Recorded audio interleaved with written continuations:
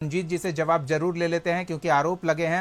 मंजीत जी, कांग्रेस जब कमजोर होती है तो दलितों का सहारा लेती है, ये आरोप है। और आपने पार्टी के प्रदेश अध्यक्ष की जिम्मेदारी दलित समाज से आने वाले एक नेता को इसलिए सौंपी है क्योंकि कांग्रेस बहुत कमजोर हो चुकी है, सत्ता में आने के सपने संजो रही है। क्या जवाब देंगे?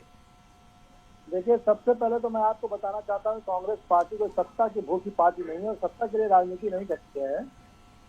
कांग्रेस पार्टी ने चाहे आजादी के समय की बात हो या आजादी के बाद जब हम संविधान का निर्माण करते हैं तो उस समय आरक्षण का प्रावधान करते हैं। अनुसूचित जाति के लिए आरक्षण का प्रावधान करने का अगर किसी के पार्टी का नाम अगर लेंगे तो वो कांग्रेस पार्टी है। उसके बाद अगर अनुसूचित जाति अत्याचार अधिनियम कानून की बात करेंगे तो किसने लाया आप?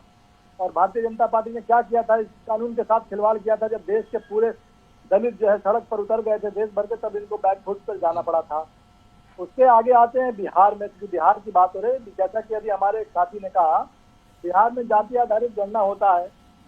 देश में जाति जनगणना की मांग को भारतीय जनता पार्टी खारिज इसलिए करती है कि वंचित समुदाय, चाहे वो दलित हो, चाहे पिछड़ा हो, चाहे पिछड़ा हो, उसकी गिनती नहीं हो। और गिनती नहीं, उसकी सामाजिक स्थिति, उसकी शैक्षिक स्थिति, उसकी आर्थिक स्थिति का आकलन नहीं हो पाए।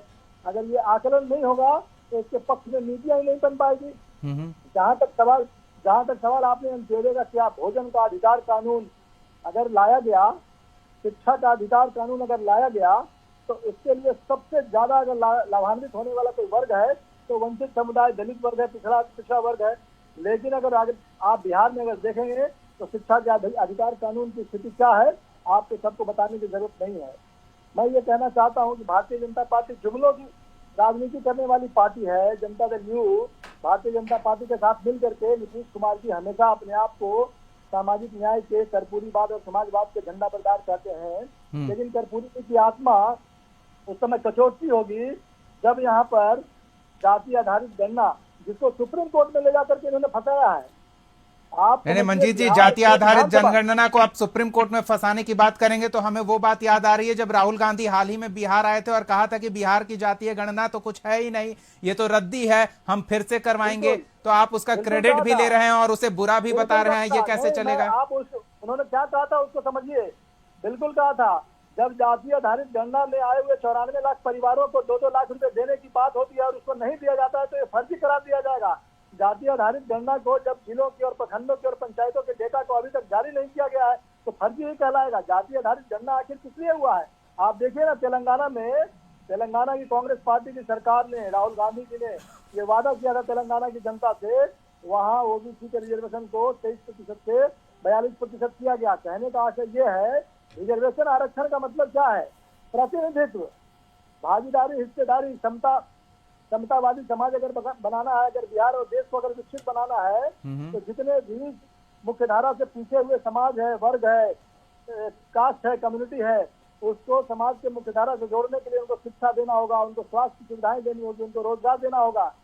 क्या देखिए, बाबा साहब अम्बेडकर ने देश के और समाज के लिए जो किया है वो जग जाहिर है, पूरी दुनिया जानती है, पूरा देश जानता है। और भारतीय जनता पार्टी बाबा साहब अम्बेडकर और दलित राजनीति की बात करती है। कांग्रेस पार्टी ने और कांग्रेस पार्टी की जो वहाँ पे व्यवस्था, उस समय की जो व्यवस्था थी, महात्मा गांधी और नेहरू सब और पूरी कमेटी ने बाबा साहब अम्बेडकर को संविधान बनाने के लिए चुना।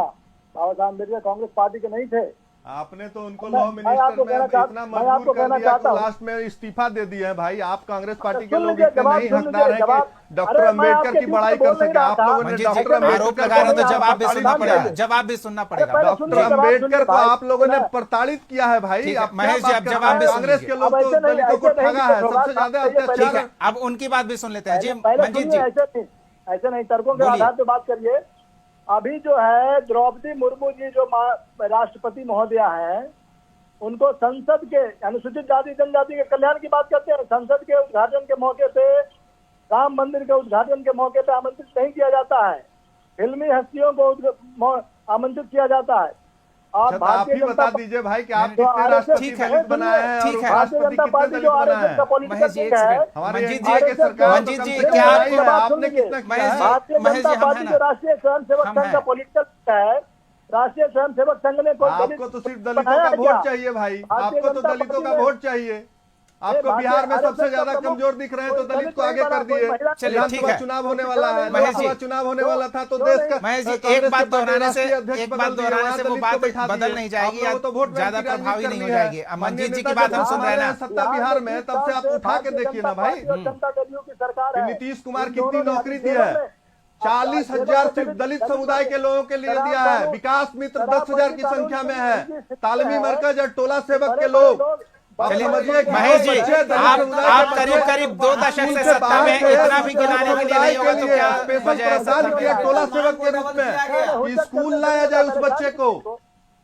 बिहार सरकार की जितनी योजनाएं थी उस योजना अगर नहीं पहुंच रहा ठीक है महेश जी, अब आप कुछ नहीं बोले। महेश जी हो गया, महेश जी आप नहीं, महेश जी अब समय नहीं है। मंजीत जी के साथ नाइंसाफी ना हो, उन्हें अंतिम में चलते चलते थोड़ा समय जरूर देंगे अपनी बात रखने का, जिससे ये पता चले कि जो आरोप कांग्रेस पर लग रहा है दलित के नाम पर वोट की राजनीति करने का और दलित को पीड़ित प्रताड़ित ही बनाए रखने का, उस पर जवाब मंजीत जी संक्षेप में।